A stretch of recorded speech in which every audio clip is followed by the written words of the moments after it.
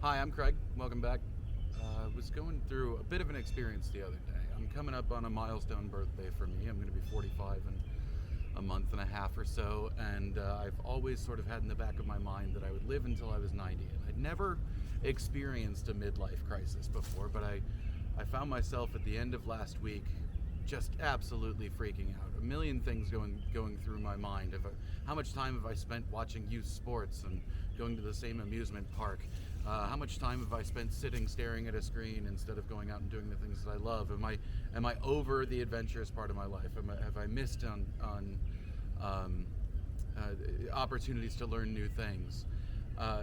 And then even more random thoughts started going into my mind, like the Columbine school shooting happened when I was in college, and it's been a fact of my entire adult life. And what kind of world are we leaving for our kids? And I went home, I sat in my driveway for a few minutes, and I said, nope, I'm going to go for a drive.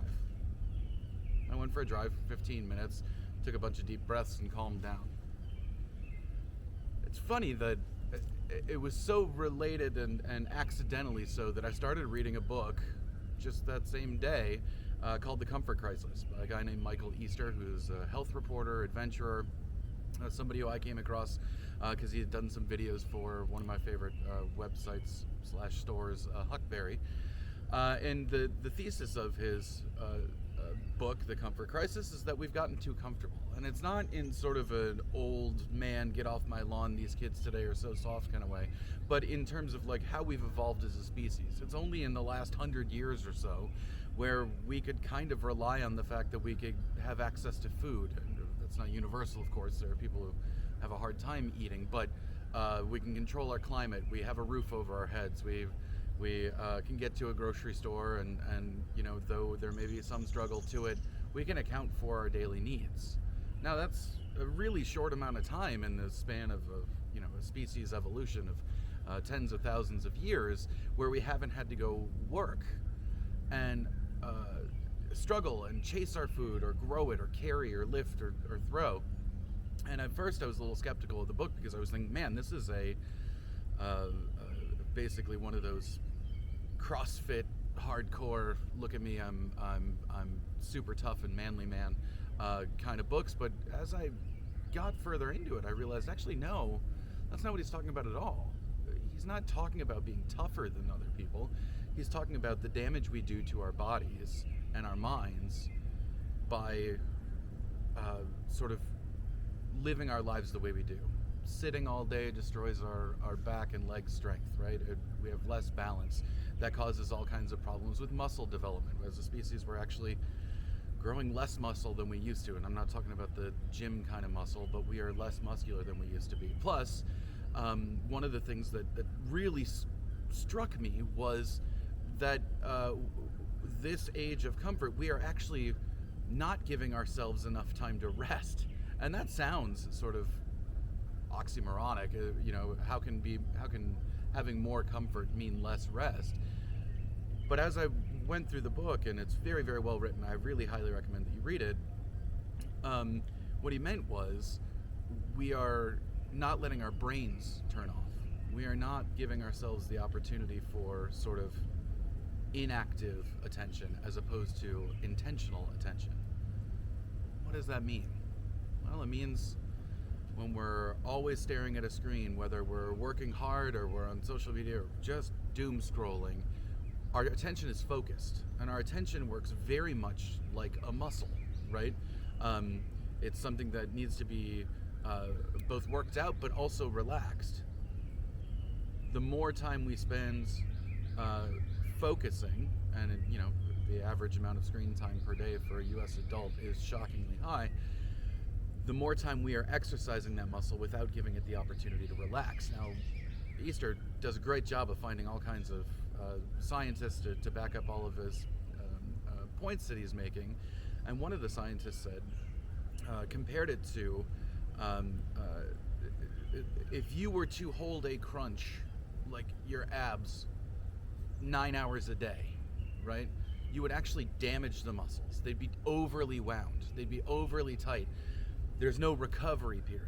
We do that with our attention by sort of saying, okay, well, I don't have anything to do, so I'm just going to do this, as opposed to doing nothing.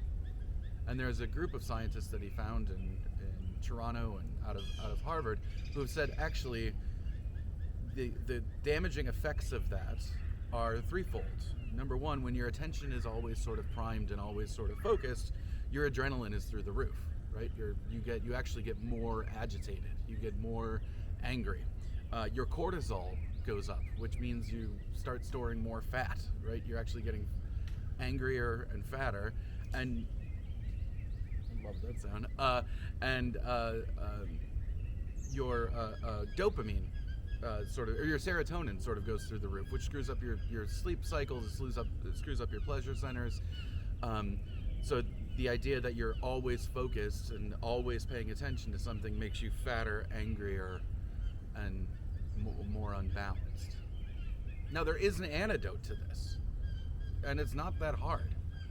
One of the things that came out of the book was a walk through a park, no earbuds, a walk through nature, 20 minutes, 3 times per week, actually counteracts the rise in cortisol and serotonin in adrenaline.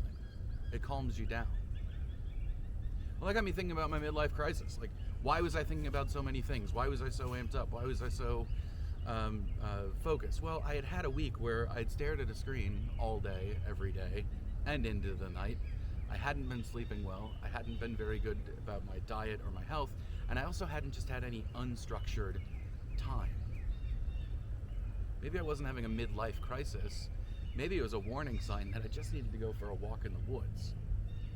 And that got me thinking more and more. As I was walking just this morning, I was thinking, man, all the sort of constant disruption and the anger and the us versus themism that you see everywhere. You see, this political party wants to ruin the world. No, this political party wants to ruin the world. You see bomb threats and people freaking out over a beer commercial. You see community groups on Facebook devolving into gladiatorial style arguments that are just crazy. I wonder what would happen if everybody just found 3 times a week for 20 minutes to walk through the woods or walk through a park, take a different path through your neighborhood, and just listen to what's around you. I wonder what would happen if we were less intent on spending every waking hour focused on something and instead allowed our minds to wander. I gotta tell you, this is the 3rd time I've been for a walk in a week where no earbuds, nothing. I feel worlds better. Physically, I'm just a little bit more relaxed. It's so cool to just kind of hear the world going on around me. And I am a person who lives in my earbuds. I am a person who constantly is ingesting content, who constantly is learning new things.